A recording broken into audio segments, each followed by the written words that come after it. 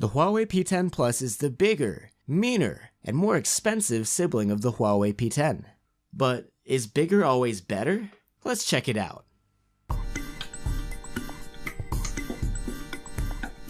The Huawei P10 Plus is one of the most compact 5.5 inchers out there. It comes in the same colors as the P10, and even gets a few extra ones of its own. We have it in sandblasted matte black. We enjoy the silky smooth surface, but it has already started chipping away around the SIM tray slot.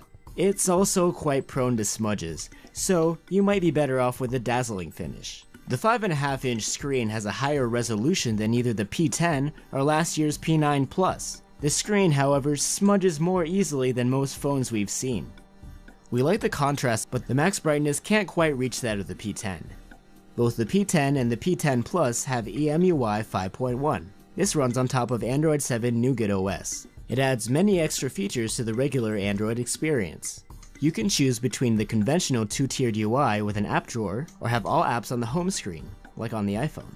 You also get a great choice of themes to customize the interface. Knuckle gestures might seem awkward at first, but they can do some nice tricks. You can grab a screenshot of any part of the screen, or you can quickly start the split screen mode. The Kirin 960 chipset used on the P10 Plus delivers high-class performance just like it did on the P10 and the Mate 9. So don't worry, the processor inside this phone should remain competitive for quite a while. Huawei has revamped their fingerprint sensor for this year's lineup. It is now located on the front of the phone, but the most important change is that it now replaces the Android navigation keys. A tap on the surface takes you back, a longer hold takes you home, and a swipe in either left or right opens the task switcher. The sensor is lightning fast to recognize your finger, and even works when the screen is off. We're also glad to see a few other features on the P10 Plus that we missed on the P10. For one, we now get stereo speakers. The earpiece acts as a secondary speaker in this setup. There's also an IR blaster, so this phone can replace a universal remote control.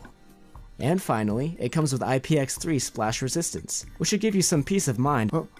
Hey man, look out! The things we wouldn't do for our job. Anyway, next up, battery life. The P10 Plus has a 17% larger battery than the P10, but the battery performance is about the same. We suspect that the bigger, high-res screen takes its toll on battery life. In our battery tests, the P10 Plus was worse than the P10 while browsing the web, but it was better during calls when the screen is generally turned off. It's good that both phones ship with Huawei's supercharger. In the case of the P10 Plus, we were able to fill up the first half of the battery in only 30 minutes. And we finally get to the camera performance of the P10 Plus. You've already seen us review this dual camera setup on the P10 and the Mate 9, so we might as well skip the introduction. On all of these Huawei phones, we get 2x lossless zoom, and a secondary camera which captures outstanding black and white photos.